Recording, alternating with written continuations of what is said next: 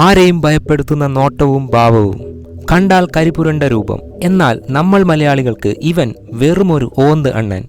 ഈ ഓന്ത് അണ്ണൻ അത്ര നിസ്സാരക്കാരനാണോ അല്ലയോ എന്നറിയാൻ ഈ വീഡിയോ സ്കിപ്പ് ചെയ്യാതെ മുഴുവനായും കാണാൻ ശ്രമിക്കുക. ഈ ചിത്രം സജസ്റ്റ് ചെയ്തിരിക്കുന്ന അച്ചൂസ് വ്ളോഗിലെ അച്ചു ആണ്. ലിങ്ക് ഡിസ്ക്രിപ്ഷനിലുണ്ട്, സപ്പോർട്ട് ചെയ്യുക. ചിത്രത്തിൻ്റെ തുടക്കത്തിൽ 2 പൊടിപ്പുള്ളന്മാർ സ്കൂളിന് ലീവ് കിട്ടിയ സന്തോഷത്തിൽ ഹോസ്റ്റലിൽ നിന്നും നാട്ടിലേക്ക് പോവുകയാണ്. ഒരാൾ തൃഷ, മറ്റൊന്ന് ഡാരി. തൃഷയും ഡാരിയും സഹോദരങ്ങളാണ്. അവർ ഓരോന്നും പറഞ്ഞ് യാത്ര തുടരുന്നു. മംഗലാപുരത്തു നിന്നും മഞ്ചേശ്വരം എത്തിയപ്പോൾ ഡാരി പറയുന്നു, ഇവിടെ എന്താ കണ്ടെയ്ൻമെൻറ്റ് സോണാണോ? ഒരാളുടെ പൊടി പോലും കാണുന്നില്ലല്ലോ. അപ്പോൾ തൃഷ പറയുന്നു, ഇവിടെ പണ്ട് മുതലേ കണ്ടെയ്ൻമെൻറ്റ് സോണാണ്. അറിയില്ലേടാ പൊട്ട, അച്ഛൻ പറഞ്ഞത് ഓർക്കുന്നില്ലേ? ഇവിടെ വച്ചാണ് 2 പേരെ കാണാതായത്. നാട്ടുകാർ ഓരോന്നും തള്ളുന്നുണ്ട്, ഏതോ ഒരു ഓന്തെണ്ണൻ പിടിച്ചോണ്ട് പോയി എന്നൊക്കെ. അതുകൊണ്ട് ഇവിടെ അധികം ആരെയും കാണാറില്ല. ഇത് കേട്ട് ഡാരിക്ക് തമാശയായി തോന്നുന്നു. അവൻ പറയുന്നു, നീ എന്ത് പറയുന്ന ബഗിടത്തി, എനിക്കിത് കേട്ടിട്ട് ചിരി വരുന്നു. ഓളെ ഒരു ഓന്തെണ്ണൻ. ആ സമയത്ത് അവരുടെ പുറകിലായി ഒരു ഗൂഡ്സ് വണ്ടി ഫോളോ ചെയ്യാൻ തുടങ്ങി. അതിൻ്റെ വരവ് കണ്ട് അവർക്ക് ചെറിയ ഒരു ഭയം തോന്നുന്നു. അകത്തുള്ളത് ആരാണെന്ന് പോലും അവർക്ക് കാണാൻ കഴിയുന്നില്ല. അത് കണ്ട് തൃഷ പറയുന്നു, മോനെ ചവിട്ടി വിട്ടോ, ചിലപ്പോൾ ഓന്തെണ്ണനായിരിക്കും. അങ്ങനെ ഒടുവിൽ ആ വാഹനം അവരെ ഓവർടേക്ക് ചെയ്തിട്ട് പോകുന്നു. അത് കണ്ട് പേടിച്ചവർ വണ്ടി നിർത്തുന്നു. എന്നിട്ട് നേരെ മൂത്രമൊഴിക്കാൻ പോകുന്നു. ശേഷം സമാധാനമായി തിരിച്ചു വന്ന് യാത്ര തുടരുന്നു. കുറച്ചു ദൂരം എത്തിയപ്പോൾ നേരത്തെ ഓവർടേക്ക് ചെയ്തു പോയ ട്രക്ക് നിർത്തിയിട്ടിരിക്കുന്നത് കാണുന്നു. തൊട്ടടുത്ത് ഒരുത്തൻ എന്തോ ചാക്കിൽ കുത്തിക്കേറ്റുന്നത് അവർ കാണുന്നു. വളരെ കൗതുകത്തോടെ അവരത് നോക്കുന്നു. ശേഷം ആ ചാക്ക് കെട്ട് അവിടെയുള്ള കുഴിയിലേക്ക് ഇടുന്നത് പോലെ അവർ കാണുന്നു. അവർക്കതിൽ എന്തോ തരികിട മണക്കുന്നു. വണ്ടി പെട്ടെന്ന് പറത്തി വിടുന്നു. തൃഷ അവിടെ കണ്ട കാര്യം അച്ഛനോട് പറയാൻ ഫോൺ വിളിക്കുന്നു. പക്ഷെ ഫോണിൽ ചാർജ് ഉണ്ടായിരുന്നില്ല. പെട്ടെന്ന് പുറകിൽ ആ ട്രക്ക് ശക്തമായ ഹോൺ മുഴക്കിക്കൊണ്ട് വീണ്ടും അവരെ ഫോളോ ചെയ്യാൻ തുടങ്ങി. 2 പേരുടെയും നെഞ്ചെടുപ്പ് കൂടി വന്നു. ഒടുവിൽ ആ ട്രക്ക് വേഗത്തിൽ വന്ന് അവരുടെ കാറിന് ഒറ്റയിടിക്കലിൽ അവരുടെ കാർ റോഡിൽ നിന്നും വിട്ടുമാറി നേരെ അവിടെയുള്ള കണ്ടത്തിലേക്ക് നിയന്ത്രണം വിട്ടു പോകുന്നു. അതേപോലെ ട്രക്ക് നിർത്താതെ പോകുന്നു. അവരുടെ കാറിന്റെ ബാക്ക് ചമ്മന്തിയായിരിക്കുന്നു. ഡാരി അത് തൽക്കാലം ഒരു തുണി കഷ്ണം വെച്ച് കെട്ടി റെഡിയാക്കുന്നു. തൃഷ പറയുന്നു, എനിക്ക് പേടിയാവുന്നു, എത്രയും പെട്ടെന്ന് കാസർഗോഡ് എത്തിയാൽ മതിയായിരുന്നു. പക്ഷേ തൃഷ പറയുന്നു, രക്ഷിക്കാൻ നീ ആരാ, സൂപ്പർമാനാ, നമുക്ക് വേഗം ഇവിടുന്ന് പോകാം, പ്രശ്നമുള്ള സ്ഥലമാണിത്. എന്നാൽ ഡാരിക്ക് അത് എന്താണെന്നറിയാൻ ഒരു കൗതുകം ഉണ്ടായിരുന്നു. അവൻ പറയുന്നു, നീ വന്നില്ലെങ്കിലും ഞാൻ പോകും. അവർ അവിടെ വഴക്കുണ്ടാക്കുന്നു. ശേഷം ഡാരിയുടെ വാശിക്ക് മുൻപിൽ അവൾ മുട്ടുമടക്കുന്നു. അങ്ങനെ അവർ നേരത്തെ കണ്ട ആ സ്ഥലത്തേക്ക് തിരിച്ചു പോകുന്നു. അതൊരു നിഗൂഢത നിറഞ്ഞ സ്ഥലമാണെന്ന് മനസ്സിലാവുന്നു. ഒരു കെട്ടിടം കാണുന്നു. മുകളിൽ ഒരു കുരിശുമുണ്ട്. ശേഷം അവർ കണ്ട കുഴിയുടെ അടുത്തു പോകുന്നു. ഒരു വലിയ പൈപ്പ്. അവർ അതിലേക്ക് എത്തി നോക്കുന്നു. അകത്ത് ഇരുട്ടായതിനാൽ കൂടുതൽ താഴ്ചയിലേക്ക് നോക്കാൻ കഴിഞ്ഞില്ല. അതേപോലെ ഒരു പ്രത്യേക തരം നാറ്റം ആ ഓടയിൽ നിന്നും വന്നു. തൃഷ നമുക്ക് തിരിച്ചു പോകാം എന്ന് നിർബന്ധിച്ച് പറയുന്നുണ്ടെങ്കിലും ഡാരിയുടെ കൗതുകം കൂടി വന്നു. അവൻ പറഞ്ഞു, നീ ഒന്ന് അടങ്ങി നിൽക്ക് കൊരങ്ങത്തി, അകത്ത് എന്താണെന്ന് നോക്കാം. നീ വേഗം പോയി വണ്ടിയിൽ നിന്നും ടോർച്ച് എടുത്തോണ്ട് വാ. അവൾ അങ്ങനെ ടോർച്ച് എടുത്തിട്ട് വരുന്നു. ശേഷം അവൻ ആ ഓടയിലേക്ക് കയറി നോക്കുന്നു. അവൾ അവൻ്റെ കാൽ പിടിച്ച് നിൽക്കുന്നു. അവൻ ടോർച്ചടിച്ച് നോക്കിയപ്പോൾ ആദ്യം അവിടെ കുറച്ച് എലിക്കുഞ്ഞുങ്ങളെ കണ്ടു. ആ എലിക്കുട്ടന്മാർ പെട്ടെന്ന് അവൻ്റെ ശരീരത്തിലേക്ക് കയറാൻ തുടങ്ങി. ഇക്കിളിയും ഭയവും കൊണ്ട് അവൻ അലറാൻ തുടങ്ങി. ആ എലിക്കുട്ടന്മാർ അവൻ്റെ ശരീരത്തിലൂടെ കയറി അവളുടെ കൈയിലേക്ക് കയറുന്നു. അവൾ പേടിച്ച് അവൻ്റെ കാല് അറിയാതെ വിട്ടുപോകുന്നു. അവൻ നേരെ ആ കുഴിയിലേക്ക് വീഴുന്നു. തൃഷ അലറി വിളിക്കാൻ തുടങ്ങി. ഭാഗ്യത്തിന് ഡാരി ചത്തില്ല. അവിടെ ഇവിടെയൊക്കെ ആയിട്ട് മുറിഞ്ഞിട്ടുണ്ട്. അവൻ തൃഷയോട് പറയുന്നു, എനിക്കൊന്നും സംഭവിച്ചിട്ടില്ല, നീ പേടിക്കണ്ട. എന്നാൽ അവൻ ആ കാഴ്ച കാണുന്നു. അവൻ്റെ മുൻപിൽ തുണിയിൽ പൊതിഞ്ഞ ഒരു ശരീരം. അവൻ ആദ്യം ഭയപ്പെട്ടെങ്കിലും പിന്നെയും കൗതുകം ഉണർന്നു. അതിൽ എന്താണെന്ന് അറിയാൻ അടുത്തു ചെന്ന് നോക്കുമ്പോൾ പെട്ടെന്ന് അവൻ്റെ കാലിൽ ഒരു കൈ വന്ന് പിടിക്കുന്നു.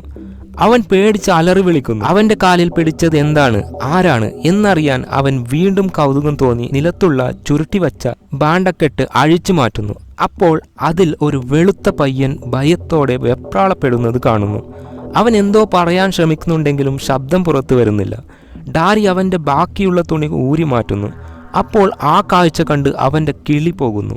അവൻ്റെ ശരീരം കീറി തുന്നിക്കെട്ടിയതുപോലെയാണുള്ളത്. അവൻ എന്തോ പറയാൻ ശ്രമിക്കുന്നുണ്ട്, പക്ഷെ അവൻ്റെ കാറ്റ് പോകുന്നു. അതിനുശേഷം ഡാരി തൃഷയോട് പറയുന്നു, നീ അവിടെ നിൽക്കുമ്പോൾ ശ്രദ്ധിക്കണം, ആ ട്രക്ക് വരുന്നുണ്ടെങ്കിൽ ഓടിപ്പോകണം, എന്നിട്ട് കാറിൽ തൽക്കാലം രക്ഷപ്പെടണം. അവർ പോയതിനു ശേഷം മാത്രം തിരിച്ചു വന്നാൽ മതി. അങ്ങനെ അവൻ ടോർച്ച് കത്തിച്ച് മുമ്പോട്ട് നടക്കുന്നു. ശേഷം ഷൂസിന്റെ കയറ് കെട്ടാൻ നോക്കുമ്പോൾ അവന്റെ ഷൂസിലേക്ക് 2 തുള്ളി വെള്ളം പോലെ എന്തോ ഒരു ദ്രാവകം ഉറ്റി വീഴുന്നു. അത് എന്താണെന്ന് അറിയാനുള്ള കൗതുകത്തിൽ അവൻ മുകളിലേക്ക് ടോർച്ചടിച്ച് നോക്കുന്നു. അപ്പോഴാണ് ടൈൽസ് ഇട്ടതുപോലെ ഒരുപാട് മനുഷ്യ ശരീരം തുന്നിക്കെട്ടി വച്ചിരിക്കുന്നത് കാണുന്നത്. ഇത് കണ്ട് അവൻ്റെ കിളി മാത്രമല്ല മറ്റ് ചിലതും പറന്നുപോയി. ഇതിന് വേറെ ഒരു അറ്റം ഉണ്ടാകുമോ എന്ന കൗതുകത്തോടെ അവൻ ടോർച്ചടിച്ച് മുന്നോട്ട് പോകുന്നു. അവിടെ മറ്റൊരു കൊടൂര കാഴ്ചയാണ് അവൻ കണ്ടത്. ഒരു ആണിൻ്റെയും പെണ്ണിൻ്റെയും ശരീരം തുന്നിച്ചേർത്തിട്ടുണ്ട്. അവരുടെ കൈകൾ പരസ്പരം ചേർത്ത് പിടിച്ചിട്ടുണ്ട്. അവൻ്റെ കൗതുക കാഴ്ച അവസാനിക്കുമെന്ന് തോന്നുന്നില്ല. ഇനി മുകളിൽ ഒരാളുണ്ടല്ലോ, അതിൻ്റെ അവസ്ഥ എന്തായെന്ന് നോക്കാം. അവൾ അന്തം വിട്ട് കാറിനരികിൽ ചാരി നിൽപ്പുണ്ട്. കുറച്ചു കഴിഞ്ഞപ്പോൾ ദൂരെ നിന്നും ആ ട്രക്ക് വരുന്നത് കാണുന്നു. അവൾ ഡാരി പറഞ്ഞതുപോലെ കാറിൽ കയറി പോകാം എന്ന് കരുതി കാറിൽ കയറി സ്റ്റാർട്ട് ചെയ്യാൻ നോക്കുമ്പോൾ പണിപാളി. അത് സ്റ്റാർട്ടാവുന്നില്ല. ആ ട്രക്ക് അടുത്തെത്താറായി. തൃഷ വെപ്രാളപ്പെട്ട് ശ്രമിച്ചു കൊണ്ടിരിക്കുന്നു. ആ ട്രക്ക് ഒരു കൂസലുമില്ലാതെ പോയി. അത് പഴയ ആ ട്രക്ക് ആയിരുന്നില്ല. അവൾ അങ്ങനെ ഭയന്ന് നിൽക്കുമ്പോൾ പെട്ടെന്ന് കാറിന് പുറത്ത് ഒരു രൂപം പ്രത്യക്ഷപ്പെടുന്നു. അവൾ നിലവിളിക്കാൻ തുടങ്ങിയെങ്കിലും അത് നമ്മുടെ ഡാരിയായിരുന്നു. ഒന്ന് പേടിപ്പിച്ചതാണ്. അതിന്റെ തെറിവിളിയും വാങ്ങി അവർ അവിടുന്ന് കാറിൽ പറത്തിവിടുന്നു. ഇത്തവണ തൃഷയാണ് വണ്ടി ഓടിക്കുന്നത്. കാരണം ഡാരിയുടെ കിളി കുറച്ചു മുമ്പ് പറന്നു പോയതാണ്. അന്തം വിട്ട് കുന്തം വിഴുങ്ങിയതുപോലെ ഇരിക്കുന്ന അവനോട് തൃഷ ചോദിക്കുന്നു, എന്താ അവിടെ ഉണ്ടായത്? എന്തിനാ ബഹളം വച്ചത്? എങ്ങനെയാ പുറത്തു വന്നത്? അവൻ പറയുന്നു, നീ പറഞ്ഞത് ശരിയാണ്. ഇവിടുന്ന് കുറേ പേരെ മിസ്സായത് കെട്ടുകഥകളല്ല. അവരെല്ലാവരും ആ കുഴിയിലുണ്ട്. എല്ലാം ഓന്ത് അണ്ണൻ്റെ കളികളാണ്. അതിനുശേഷം അവർ ഒരു ഹോട്ടൽ കാണുന്നു. അവിടെ വണ്ടി നിർത്തി ഇനി എന്തെങ്കിലും തട്ടിയിട്ട് പോകാം എന്ന് കരുതുന്നു. ആ സമയത്ത് റോഡിലൂടെ ആ ട്രക്ക് പോകുന്നത് കണ്ട് ഡാരി ഭയപ്പെടുന്നു. എന്നിട്ട് പറയുന്നു, അത് ഓന്തണ്ണനാണ്, അവൻ ഞങ്ങളെ കൊല്ലും. എന്നാൽ തൃഷ അവനെ വലിച്ചോണ്ട് ആ റെസ്റ്റോറൻറ്റിലേക്ക് പോകുന്നു. ശേഷം അവിടെയുള്ള ഒരു പെണ്ണുമ്പിള്ളയോട് പറയുന്നു, ഒരപകടമുണ്ട്, പെട്ടെന്ന് പോലീസിനെ വിളിക്കണം. എന്നാൽ അവിടെ ഭക്ഷണം കഴിക്കുന്നവർ അവരെ നോക്കി നിൽക്കുന്നു. എങ്കിലും അവർ പോലീസിനെ വിവരമറിയിക്കുന്നു. ഭയന്ന് വിറച്ച് തീരെ അവശനായി നിൽക്കുന്ന സമയത്ത് അവിടെയുള്ള ഫോൺ റിങ് ചെയ്യും. ആ ശബ്ദം കേട്ടുപോലും അവർ പേടിക്കുന്നു. തൃഷ ഫോൺ എടുത്തു. ഏതോ ഒരു പെണ്ണുമ്പിള്ളയുടെ ശബ്ദമാണ്. ഡാരിയാണോ എന്ന് ചോദിക്കുന്നു. അപ്പോൾ അവൾ ഫോൺ ഡാരിക്ക് കൊടുക്കുന്നു. അവൻ ഫോൺ വാങ്ങി അങ്ങോട്ട് ചോദിക്കുന്നു, ആരാണ്? എന്നെ എങ്ങനെ അറിയും? ആ പെണ്ണുമ്പിള്ള അവനോട് പറയും, ഡാരിയാണോ? നിന്റെ വയറ്റിൽ ഒരു പൂവിന്റെ ചിത്രം പച്ച കുത്തിയിട്ടില്ലേ? അതേപോലെ നിന്റെ അവിടെ ആ ഭാഗത്ത് ഒരു മറുകില്ലേ എന്നൊക്കെ പറയുന്നു. അവൻ ചോദിക്കുന്നു, ഇതൊക്കെ എങ്ങനെ നിങ്ങൾക്കറിയാം? പ്രത്യേകിച്ച് അവിടെയുള്ള ആ മറുക്, അത് എനിക്ക് മാത്രമല്ലേ അറിയൂ? അപ്പോൾ ആ പെണ്ണുമ്പിള്ള ചിരിച്ചോണ്ട് പറയുന്നു, നിങ്ങൾ നന്നായി ഭക്ഷണം കഴിച്ചോളൂ ഡാരി, ഉടൻ തന്നെ നിങ്ങളുടെ ജീവൻ നഷ്ടപ്പെടാൻ പോകുന്നു. അതിനുശേഷം ഒരു പാട്ട് കേൾപ്പിക്കുന്നു. എന്നിട്ട് പറയുന്നു, ഈ പാട്ട് നിങ്ങൾ കേൾക്കുന്നുണ്ടെങ്കിൽ മരണം നിങ്ങളുടെ അടുത്തെത്തി എന്നാണ് അർത്ഥം. അവൻ്റെ പകുതി ജീവൻ ഇപ്പോൾ തന്നെ പോയി നിൽക്കുകയാണ്. ഇതുകൂടി കേട്ടപ്പോൾ അവൻ്റെ ബാക്കിയുള്ള കിളി കൂടി ചത്തുപോയി.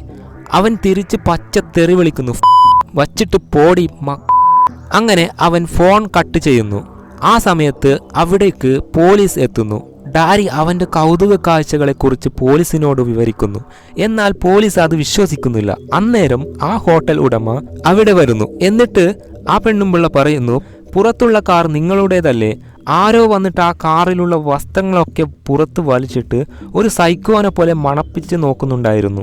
ഡാരി പെട്ടെന്ന് കാറിൻ്റെ അടുത്ത് പോയി വലിച്ചെറിഞ്ഞ വസ്ത്രം കയ്യിലെടുത്ത് കാറിൽ നോക്കുമ്പോൾ അവിടെ ഏതോ ഒരു ജീവിയുടെ നഖം കൊണ്ടതുപോലെ ഒരടയാളം കാണുന്നു. അവൻ പോലീസിനോട് പറയുന്നു, ഞാൻ പറഞ്ഞില്ലേ ഇത് അവൻ്റെയാണ്, ആ ഓന്തണ്ണൻ, അവൻ്റെ പണിയാണ്. അവൻ ഞങ്ങളെ കൊല്ലും, എല്ലാവരെയും കൊല്ലും, എന്നിട്ട് ഭിത്തിയിലൊട്ടിക്കും. ആ സമയത്ത് തൃഷയ്ക്ക് മുകളിലൂടെ എന്തോ പറന്നു പോകുന്നത് പോലെ ഒരു ഫീൽ ചെയ്യും. അതിനുശേഷം അവർ പറഞ്ഞതിൽ എന്തെങ്കിലും കാര്യമുണ്ടോ എന്ന് അന്വേഷിക്കാൻ ആ കുഴിയുടെ അടുത്തേക്ക് പോകുന്നു. പോകുന്നതിനിടയിൽ ഡാരി ഒന്ന് റിലാക്സ് ആവാൻ വേണ്ടി കാറിൽ മ്യൂസിക് പ്ലേ ചെയ്യുന്നു. ആ സമയത്ത് നേരത്തെ ഫോണിൽ കൂടി കേട്ട ആ പാട്ട് പ്ലേ ആവുന്നു. ഡാരി പറയുന്നു, ഇത് ആ പാട്ട് തന്നെ ഉറപ്പാണ്, ഇപ്പോൾ നമ്മൾ മരിക്കും. അങ്ങനെ പറഞ്ഞുകൊണ്ടിരിക്കുന്ന സമയത്ത് തന്നെ പുറകിൽ അവരുടെ വണ്ടി ഫോളോ ചെയ്തു വരുന്ന പോലീസ് വാഹനത്തിൽ ലേഡി പോലീസിന് ആ വാഹനത്തിന്റെ പുറത്ത് എന്തോ പറന്നു വന്നിരിക്കുന്നത് പോലെ ഫീൽ ആവും. അവൾ ചെറിയൊരു കൗതുകത്തിന്റെ പേരിൽ അതെന്താണെന്ന് എത്തി നോക്കുന്നു. അവൾക്കത് നോക്കിയത് മാത്രമേ ഓർമ്മയുള്ളൂ. പെട്ടെന്ന് ആരോ അവളെ വലിച്ചു പോകുന്നു. ചിന്തിക്കാൻ പോലും കൂടെയുണ്ടായിരുന്ന പോലീസിന് സമയം കൊടുത്തില്ല. മുകളിൽ നിന്നും തുരന്ന് ആ പോലീസിന്റെ തലക്ക് പിടിച്ച് പൊക്കുന്നു. ശേഷം ഒരു കോടാലി കൊണ്ട് അവന്റെ കഴുത്ത് വെട്ടിയെടുക്കുന്നു. എല്ലാം ഷടപടേന്നായിരുന്നു. പോലീസ് വണ്ടി നേരെ പോയി ഡാരിയും തൃഷയും ഉണ്ടായിരുന്ന കാറിൽ പോയി ഇടിക്കുന്നു. നിയന്ത്രണം വിട്ട് അവരുടെ കാർ സഞ്ചരിക്കും. ഒടുവിൽ എങ്ങനെയൊക്കെയായി ആ കാർ നിർത്തി. അവർ പുറത്തിറങ്ങി. ശേഷം പോലീസ് വണ്ടി നോക്കുമ്പോൾ ആകെ തകർന്നിട്ടുണ്ടാവും. അതേപോലെ പോലീസുകാരെയും കാണാനില്ല. അവർ എവിടെ പോയി എന്ന് ഒരു കൗതുകത്തിൽ അവർ അതിനടുത്തേക്ക് പോകാൻ ഒരുങ്ങിയതും ആ കാറിൽ നിന്നും പോലീസിന്റെ തല തെറിച്ചു വീഴുന്നു. ഓൺ ദ സ്പോട്ടിൽ ആ കാറിൽ നിന്നും നമ്മുടെ ഓന്തണ്ണൻ ഒരു മാസ് എൻട്രി നടത്തുന്നു. ഇതുവരെ നമ്മൾ കാത്തിരുന്ന കാട്ടുപോത്തിന്റെ ശരീരവും ഓന്തിന്റെ തലയുമുള്ള the one and only psycho ഓന്തണ്ണൻ. ആ രൂപം കണ്ട് പേടിച്ച് വിറച്ചു നിൽക്കുകയാണ് രണ്ടുപേരും. അവർ അങ്ങനെ നോക്കി നിൽക്കെ ഓന്തണ്ണൻ ആ തല എടുത്ത് മണപ്പിച്ച് നോക്കുന്നു. പിന്നീട് മുഖത്തിന് നേരെ പിടിക്കുന്നു. ഇപ്പോൾ കിസ് ചെയ്യാൻ പോകുന്നു എന്ന് നിങ്ങൾ ആരും നോക്കി നിൽക്കരുത്. കാരണം അവിടെ സംഭവിച്ചത് മറ്റൊന്നാണ്. അണ്ണൻ അവൻ്റെ നാവ് കടിച്ച് വലിച്ചെടുത്ത് കഴിക്കുന്നു. റോങ് ടേണിലെ നരഭോജി വരെ അവൻ്റെ മുമ്പിൽ തോറ്റുപോയി. ഇത് കണ്ട് കിളി പമ്പ കടന്ന രണ്ടുപേർ കാർ വെപ്രാളപ്പെട്ട് സ്റ്റാർട്ട് ചെയ്യാൻ നോക്കുന്നു. ഒടുവിൽ ഒരു വിധത്തിൽ സ്റ്റാർട്ടാവുകയും അവിടുന്ന് പറത്തിവിടുന്നു. കുറച്ച് ദൂരെ ചെന്നപ്പോൾ ഒരു വീട് കാണുന്നു. അവർ അവിടെ പോയി രക്ഷിക്കണമെന്ന് അപേക്ഷിക്കുന്നു. അവിടെ ഒരു മുത്തശ്ശിയും പിന്നെ കുറച്ച് പൂച്ചക്കുട്ടികളും മാത്രമാണുള്ളത്. എത്രയും പെട്ടെന്ന് പോലീസിനെ വിളിക്കണമെന്ന് പറയുന്നു. പെട്ടെന്ന് കുറച്ചു ദൂരെ എന്തോ ഒരു രൂപം കാണുന്നു. നമ്മുടെ മുത്തശ്ശി ഒരു തോക്കെടുത്ത് വന്ന് അതിനെ വെടിവെക്കുന്നു. പക്ഷേ ആ രൂപം അവിടുന്ന് പാറിപ്പോയി മുത്തശ്ശിയുടെ വീടിന് മുകളിൽ നിൽക്കുന്നു. അപ്പോൾ അകത്ത് പൂച്ചക്കുഞ്ഞുങ്ങളുടെ കരച്ചിൽ കേട്ട് മുത്തശ്ശി അകത്തേക്ക് ഓടുന്നു. അല്പനേരത്തിനു ശേഷം പുറത്തു വരുന്നു. എന്നാൽ കുറച്ച് അടുത്തെത്തിയപ്പോഴാണ് മനസ്സിലാവുന്നത് അത് നമ്മുടെ ഓന്തണ്ണൻ ആയിരുന്നു. ആ മുത്തശ്ശിയെ പിടിച്ചുകൊണ്ടുവരുന്നു. ഇത് ഒരു പ്രത്യേക തരം സൈക്കോ നരഭോജിയാണ്. രണ്ടുപേരും ഭയന്ന് നേരെ കാറിൽ ചെന്ന് കയറി സ്റ്റാർട്ട് ചെയ്യാൻ നോക്കുന്നുണ്ടെങ്കിലും വെപ്രാളം കാരണം സ്റ്റാർട്ടാവുന്നില്ല. ഓന്തണ്ണൻ അവരുടെ അടുത്ത് എത്തി. പെട്ടെന്ന് കാർ റിവേഴ്സ് പോകുന്നു. എന്നാൽ ഓന്തണ്ണൻ അവിടെ കാറിന് മുന്നിൽ സർക്കസ് കളിക്കുന്നു. തൃഷയ്ക്ക് പെട്ടെന്ന് എന്തോ ഒരു ധൈര്യം വരുന്നു. അതിനെ കൊല്ലാൻ തീരുമാനിച്ച് ഓന്തണ്ണൻ്റെ നേർക്ക് ഓടിച്ച് ഇടിച്ചിടിൻ്റെ ശരീരത്തിലേക്ക് അറഞ്ചം പറഞ്ചം വണ്ടി കയറ്റുന്നു. അവസാനം പോലീസ് സ്റ്റേഷനിൽ എത്തുന്നു. എന്നിട്ട് വീട്ടിലേക്ക് വിളിച്ച് കാര്യങ്ങൾ പറയുന്നു. ഞങ്ങൾക്ക് കുഴപ്പമൊന്നുമില്ല, പേടിക്കണ്ട എന്നൊക്കെ. ആ സമയത്ത് അവിടേക്ക് ഒരു ഫ്രീക്ക് പെണ്ണുമ്പുള്ള വരുന്നു. എന്നിട്ട് പറയുന്നു, നിങ്ങൾ തൃഷയും ഡാരിയും അല്ലേ? നിങ്ങളെ ഒരു ദിവസം ഫോണിൽ വിളിച്ചത് ഞാനാണ്. പക്ഷെ നിങ്ങൾ എന്നെ തെറി പറഞ്ഞു. അതൊന്നും കുഴപ്പമില്ല. പക്ഷെ ഒരു കാര്യം നിങ്ങളോട് എനിക്ക് പറയാനുണ്ട്. അവർ കൂടുതൽ കൗതുകത്തോടെ ആ പെണ്ണുമ്പുള്ള പറയുന്നത് കേൾക്കുന്നു.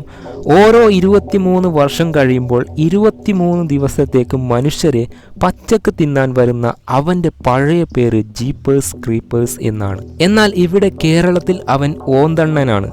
അവൻ ആരുടെയെങ്കിലും മണം പിടിച്ചിട്ടുണ്ടെങ്കിൽ അവരെ അവൻ കൊണ്ടുപോയിരിക്കും. ചരിത്രം അതാണ്. ആ സമയത്ത് പോലീസ് സ്റ്റേഷനിനടുത്ത് ഒരു ട്രക്ക് വന്നു നിൽക്കും. അപ്പാടെ അവിടെ കറണ്ട് പോകും. എന്നാൽ ചതഞ്ഞരഞ്ഞ നമ്മുടെ ഓന്തണ്ണൻ ആ സ്റ്റേഷനകത്ത് കടക്കും.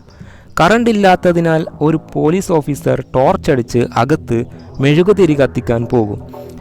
അപ്പോൾ ഒരു സെല്ലിലെ 2 പേരെ ഓന്തണ്ണൻ പച്ചക്ക് തിന്നുന്നുണ്ടായിരുന്നു. ഓഫീസർ തോക്ക് പതുക്കെ എടുത്ത് കാച്ചിയെങ്കിലും ഓന്തണ്ണന് അത് ഏറ്റില്ല.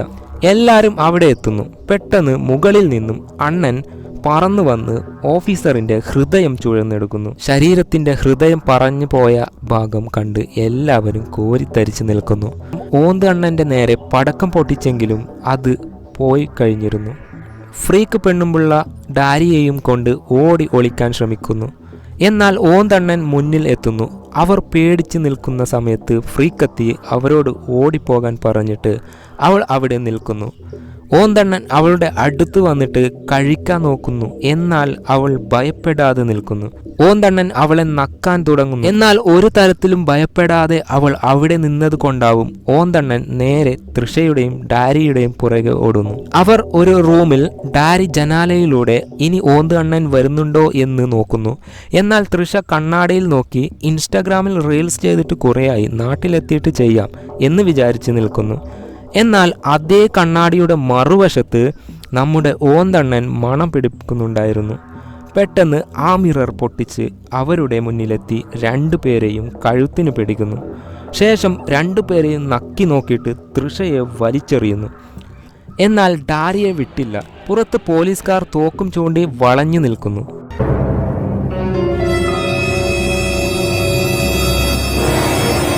ഓന്തണ്ണൻ ജനാലയും തകർത്ത് അവനെയും തൂക്കിക്കൊണ്ട് പറന്ന് പറന്ന് പോകുന്നു. പോലീസുകാർ ആകാശത്തേക്ക് വെടിവച്ചെങ്കിലും കാര്യമുണ്ടായില്ല. തൻ്റെ സഹോദരനെ നഷ്ടപ്പെട്ടു എന്ന് മനസ്സിലാക്കി അവൾ അലറി പൊട്ടിക്കരഞ്ഞ് അതിൻ്റെ പുറകെ ഓടുന്നു. അവസാനിക്കുന്നു. ശേഷം ആ കണ്ണിൻ്റെ ദ്വാരത്തിലൂടെ ഓന്തണ്ണൻ നോക്കുന്നു. ഇതിനർത്ഥം ഓന്തണ്ണൻ്റെ ശരീരത്തിലെ ഓരോ ഭാഗങ്ങളുടെ ശക്തി കുറയുമ്പോൾ മനുഷ്യരെ വേട്ടയാടി അവനു വേണ്ട അവയവം ചുഴന്നെടുത്ത് കഴിക്കും. ആദ്യം കുഴിയിൽ കണ്ട പയ്യൻ്റെ വയറ് തുന്നിക്കെട്ടിയത് അവൻ്റെ കുടൽമാല എടുത്ത് കഴിച്ചിട്ടുണ്ടാവും. അതേപോലെ പോലീസിൻ്റെ ഹൃദയം ചുഴന്നെടുത്തത് ഓന്തണ്ണൻ്റെ ഹൃദയത്തിന് ശക്തി കിട്ടാനാണ്. ഇപ്പോൾ ഡാരിയുടെ കണ്ണും എടുത്തു. ഇതോടെ ഈ സിനിമ ഇവിടെ അവസാനിക്കുന്നു. ഞാൻ വിചാരിച്ചതിലും കൂടുതൽ പേർ എന്നെ സപ്പോർട്ട് ചെയ്യുന്നുണ്ട്. അതിൽ എനിക്ക് ഒരുപാട് സന്തോഷമുണ്ട്. നിങ്ങളോടുള്ള നന്ദി എങ്ങനെ പറഞ്ഞു തീർക്കണമെന്ന് എനിക്കറിയില്ല. സബ്സ്ക്രൈബേഴ്സ് ചങ്കാണ്. ഓന്തണ്ണനെ പോലെ എൻ്റെ ചങ്കിന് ബലം കുറവുണ്ട്. അതുകൊണ്ട് എനിക്ക് ഒരുപാട് ചങ്ക് ആവശ്യമുണ്ട്. അതുകൊണ്ട് എല്ലാവരും സബ്സ്ക്രൈബ് ചെയ്യാൻ മറക്കല്ലേ. Bye bye.